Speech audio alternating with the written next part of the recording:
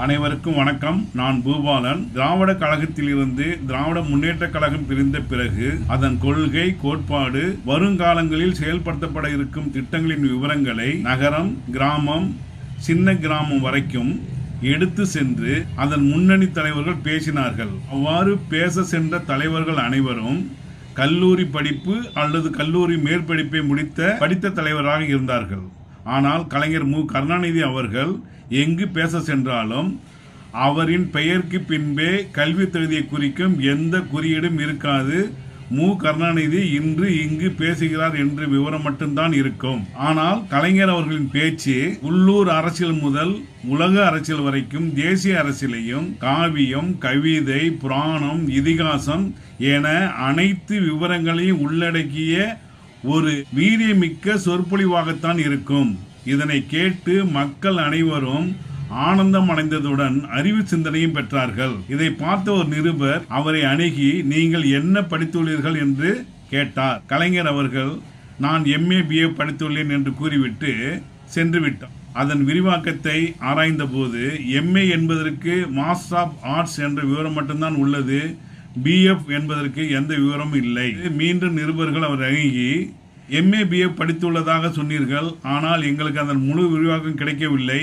அதை தெரிவித்தால் நாங்கள் நாளிதழ் வெளியிட வாய்ப்பாக இருக்கும் என்று கேட்டார்கள்.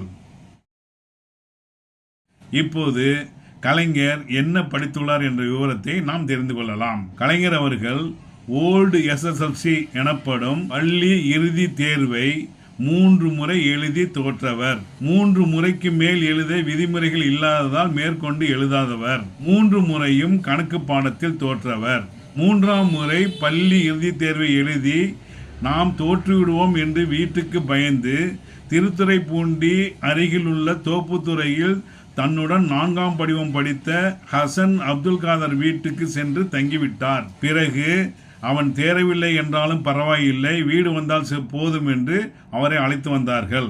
அப்போதெல்லாம் SSLC எனப்படும் பள்ளி இறுதி தேர்வில் ஒரு பாடத்திலோ 2 பாடத்திலோ தேர்ச்சி பெறவில்லை என்றால் அனைத்து பாடத்தையும் மீண்டும் எழுதி தேர்ச்சி பெற வேண்டும் என்ற விதிமுறைதான் இருந்த காரணத்தால் கலைஞர் அவர்கள் 3 முறை எழுதி 3 முறை கணக்கு பாடத்திலேயே மீண்டும் மீண்டும் தோற்றார். கணக்கு பாடத்தில் தோற்றவர்தான் தமிழகத்தின் வரவு செலவு பட்ஜெட்டை 7 முறைக்கு மேல் தாக்கல் செய்து நாளிதழ்கள், வார இதழ்கள் பாராட்டு வண்ணம் நடத்தி காட்டியவர். தோல்வி அடைந்த ஒரு பாடத்திலேயே அவருக்கு இத்தனை அறிவுமிக்க வீரியம் என்றால் தேர்ச்சி பெற்ற பாடத்தில் அவனுடைய வீரியத்தையும் அறிவாற்றலையும் நீங்கள் எளிதில் புரிந்து கொள்ளலாம். தேர்ச்சி பெறவில்லை என்றால் மார்ச் மாதம்தான் அந்த பள்ளி இறுதி தேர்வு நடைபெறும். அதைதான் கலைஞர் அவர்கள் மார்ச் அட்டெம்ப்ட் பட் ஃபெயில் என்று அங்கு கூறியுள்ளார். அவர் நெஞ்சுக்கு நீதி என்ற சுயசரிதை புத்தகத்தில் 10 மற்றும் 11ஆம் அத்தியாயத்தில் வேதனையாக பதிவிடுகின்றார். அனைத்து பாடங்களையும் எழுதும் முறை இருந்ததனால்தான் நான் கல்லூரி சென்று படிக்க இயலாமல் சென்றுவிட்டது. அதை மனதில் வைத்துதான் தமிழக மாணவர்கள், மாணவிகள் அனைவரும் கல்லூரி படிப்பை எட்ட வேண்டும் என்ற நோக்கத்தில்தான் SSLCயோ +2வோ எந்த பாடத்தில் தேர்ச்சி பெறவில்லையோ அந்த பாடத்தை மட்டும் எழுதி தேர்ச்சி பெற்றால் போதுமானது என்ற நடைமுறையை கொண்டு வந்து மாணவர்களை கல்லூரிக்கு சென்று படிக்க விதிமுறை வகுத்தவர் கலைஞர் அவர்கள்தான் என்பதை மாணவ சமுதாயம் அறிந்து கொள்ள வேண்டும். கல்லூரி படிப்புக்கு செல்லும் சதவீதத்தில் இந்திய அளவில் முதலிடத்தில் இருப்பதற்கு இதுவும் ஒரு முக்கிய காரணம்.